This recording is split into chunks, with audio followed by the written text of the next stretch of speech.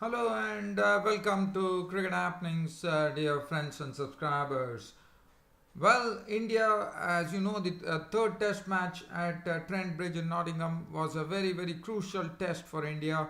And today, on the first day, they have definitely come up with some honors here because the Indian batsmen really put up a real challenge against the English bowlers and raised a total of 307 for 6 at stumps, with Virat Kohli, the Indian captain, missing his century by just 3 runs and Ajinkya Rahane contributing 81.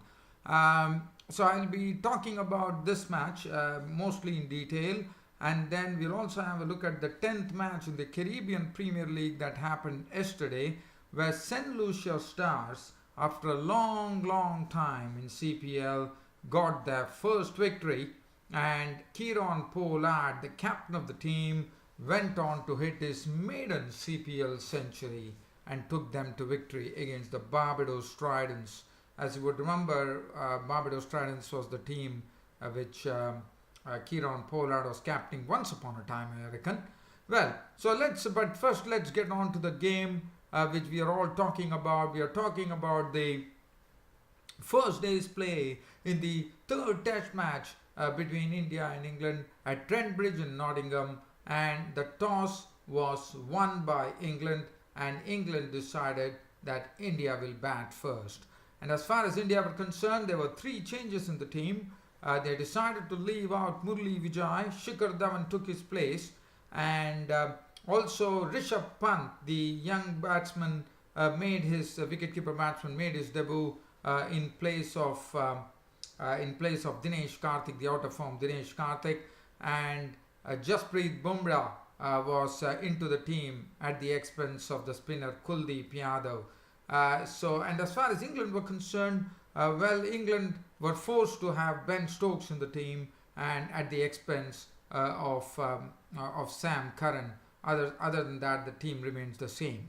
So it was the Indian openers, Shikhar Dhawan and KL Rahul, did a wonderful job. They saw off the opening bursts of James Anderson and Stuart Broad, and one was seeing that the Indian openers were very watchful, and they were seeing the ball till the last moment, and letting them harmlessly go outside the off stump, which was good to see. And also there was a change in some technique as well. The approach was a bit different, one could say, about the Indians. And Shikhar Dhawan and KL Rahul did a good job of blunting the opening burst of James Anderson and Stuart Broad. And they were proceeding along very nicely by raising the first 50 stand of the wicket, as they added 60 runs for the first wicket. Shikhar Dhawan in particular was very strong through the offside, cracking a lot of boundaries through the point region. He was very strong there. And KL Rahul, given an opportunity, he was also doing a good job. And Shikhar Dhawan and KL Rahul had taken the score to 60, and Chris Wokes had just come into bowl. Ben Stokes, Anderson Broad and Ben Stokes were the ones who bowled initially, but Shikhar Dhawan and KL Rahul did a good job of blunting the new ball. But then Chris Wokes was brought into the attack, and Chris Wokes obliged his skipper by getting the wicket first of Shikhar Dhawan. Let's have a look at how Shikhar Dhawan got out. Now, this was a ball which was outside the off stump, got an outside edge of the bat of Shikhar Dhawan. And Dhawan was basically, it's a good delivery, which actually squared Shikhar Dhawan all ends up, and the outside edge went into the hands of second slip, and it was taken by second slip by Butler. So wicket, that was the first wicket. So finally England getting the breakthrough with Dhawan, the first victim, caught by Butler bowled Wokes for 35 with 7 fours, and it did not take time for Wokes to get his second wicket, as after the opening stand was broken with only 5 runs added, KL Rahul was walking back to the pavilion. Now this was a wonderful delivery from Chris Wokes. He got the ball to swerve in. It was a perfect in-swinger, and Rahul was caught in the crease. He played all around it, hit his back pad, and the umpire actually raised his finger. So that was the end of KL Rahul. LBW ball works for 23 with 4 boundaries. The score read 65 for 2. And now we had 2 new batsmen in the crease, Cheteshwar Pujara and Virat Kohli. Well, Cheteshwar Pujara and Virat Kohli definitely were playing for lunch with the score on 65 for 2 with 21 overs having already been bowled. And they just pushed it around to see to it that they could take it to the safety of lunch. But just before lunch, with the 4th delivery of the last over before lunch, Chris Wokes once again into business, this time tempting Pujara with a bouncer. Now this was something to me was not a good shot from Pujara at all, because normally just before lunchtime India would have definitely liked to have gone into the safety net at lunch with 2 wickets down. But Pujara, I would say there was some indiscretion on the part of Pujara. Pujara decided at the stroke of lunch to actually go and Pujara normally, as you know, predominantly does not play the hook shot. He either ducks or sways away from the ball. But one did not know what was the reason Pujara attempted an uncharacteristic hook shot just at the stroke of lunch, and that really gave England the honours at lunchtime, with India going to lunch at 82 for 3 when Pujara hooked at a delivery, a bouncer, a short one from Chris Wokes, and the ball actually went to Rashid at long leg, who actually took a good catch. And that was the end of Pujara. Pujara making 14, caught Rashid, bowled Wokes for 14 with 2 boundaries, and at lunch India were 82 for 3. And once again one was thinking that whether this is going to be a sort of another collapse in the offing. But after lunch it was Virat Kohli joined in by the new batsman Ajinkya Rahane, and well, Virat Kohli and Rahane definitely combined. As I said, there was a change of approach as well. They definitely showed that today, with Virat Kohli slowly getting his confidence back. After lunch one could see Virat Kohli unveil all his strokes as far as the drives were concerned through the covers. Ajinkya Rahane on the other hand was also driving well. He was playing the pull shot, the cut shot to good effect, and suddenly one was seeing that the ball having gotten old, the England bowlers were not able to get a handle, as Virat Kohli and Ajinkya Rahane were proceeding along in a wonderful manner, as from 82 for 3 the score went on moving, with both the batsmen actually passing their 50s, and the score went on to 241. So that was a big partnership. If you look at the partnership, it basically, if you look at it, it actually yielded 159 runs for the 4th wicket, which was very well done, I thought. Virat Kohli, they were not in any trouble. Yes, probably a few streaky edges might have gone here and there, but other than that, Virat Kohli and Rahane were looking confidence personified with their stroke making, as definitely credit to Rahane as well, who played the English bowlers very well, as the score went on to 241, and that was the time Broad, just at the stroke of tea. One thought that it was going to be a wicketless session, but just at not at the stroke of tea. In fact, they had gone through a wicketless session, I reckon. Yes, it was a wicketless session as far as between lunch and tea was concerned, with no wickets being taken. But then it was Ajinkya Rahane, after contributing 81 with 12 boundaries, got a ball which was pitched up from Broad, and it was not a shot which was very well attempted by Ajinkya Rahane, because he was not fully to the pitch of the ball, and he drove loosely at it, and this time it was a one-handed catch taken by Cook, as Ajinkya Rahane could not middle the ball. The ball took the ball nicked off the bat, and a very good one-handed catch taken at first slip by Alistair Cook. and Ajinkya Rahane was walking back to the pavilion. Caught Cook bowled broad for 81, which had 12 boundaries into it. So now the score at 241 for 4, and Virat Kohli was definitely slowly but surely proceeding to his century as Hardik Pandya walked in to join him. Hardik Pandya played a few good shots, but then Virat Kohli, after having done all the hard work, Ajinkya Rahane too deserved a century, but unfortunately that didn't happen. And now Virat Kohli, who had reached 97, now this was again, one has to say that this was not a good shot from Virat Kohli. Adil Rashid was the bowler, like it happened in the first innings, the previous test matches. It was a ball which was tossed up by Adil Rashid. This was landing outside the off stump. Definitely it was a sort of a ball that had to be dispatched to the boundary, and Kohli wanted to put it through the cover region, but unfortunately Kohli was not fully to the pitch of the ball, and the ball took the edge and landed at the slip region, where Stokes made no mistake, and it was a sad end to a beautiful innings from Virat Kohli, which had 11 boundaries in that knock of 97, and one was very happy to see a very fully fit Kohli really getting into the groove. Caught Stokes bowled Rashid for 97, 11 boundaries in that knock, and now the score at 279 for 5, with Hardik Pandya at the crease being joined in by the debutant by Rishabh Pant.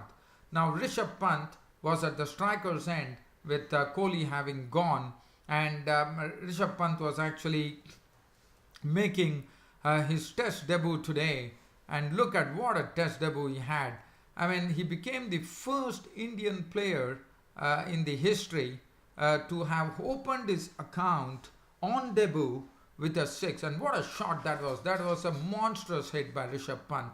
In fact, Adil Rashid was the one who bowled the 4th delivery. With the 2nd delivery, he had actually nipped up the wicket of Virat Kohli, but then he picked up the well, as far as Virat Kohli was concerned, he was out in the last ball. So, but then Pandya with Rashid bowling the 2nd delivery to Rishabh Pant, and Rishabh Pant sent it crashing into the stands. What a shot that was! Picked it up beautifully and smoted it into the spectators. It was a monstrous hit by Rishabh Pant, and what a way for Rishabh Pant to actually open his account on debut with a 6. And as I said, no Indian player in the past has done such an achievement of having scored their first runs on debut with a 6. Now one does not know, one has to definitely dig into the record books to see whether there was a player in international cricket who actually opened his account with a 6 in a test match, and Rishabh Pant got that honor today. And then Hardik Pandya, who was there at the stroke of tea, he was actually not a stroke of tea, he was just dismissed just before close of play. In fact, this was a catch which was taken at 2nd slip. Pandya was in fact it was an outswinger. So at the last moment, Pandya wanted to basically I think he wanted to probably withdraw the bat at that last moment, but by the time he actually could withdraw the bat, the outswinger which was bowled by James Anderson, which was the first wicket for James Anderson, let me tell you that, as Hardik Pandya was drawn forward, actually could not prevent himself getting an edge onto it, and it was all over for Hardik Pandya. Caught Butler bowled Anderson just at the stroke of stumps, which was very sad.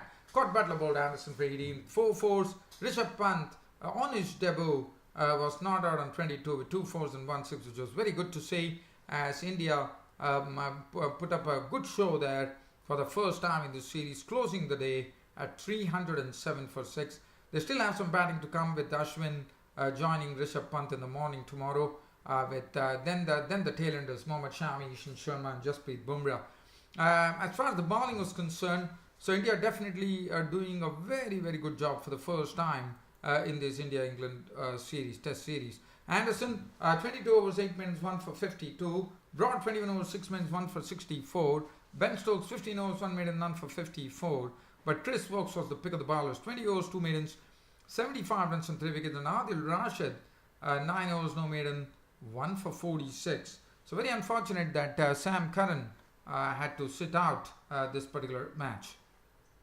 So that is as far as the first day's play was concerned. And I think India would definitely be aiming with Rishabh Pant.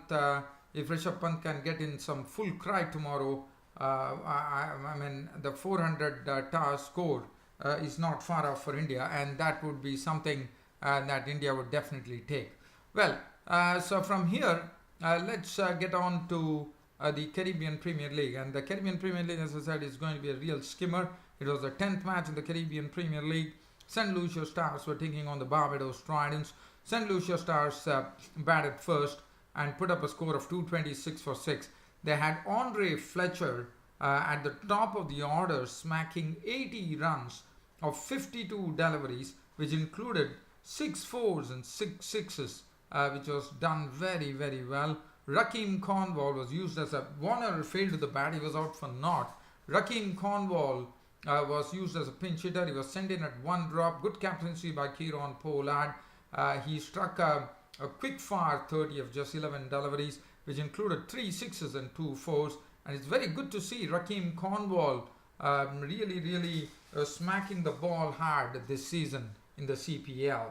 And it is a good sight to see because he makes it look so easy because he's such a tall guy with a very good build. He just dismisses the ball from his presence.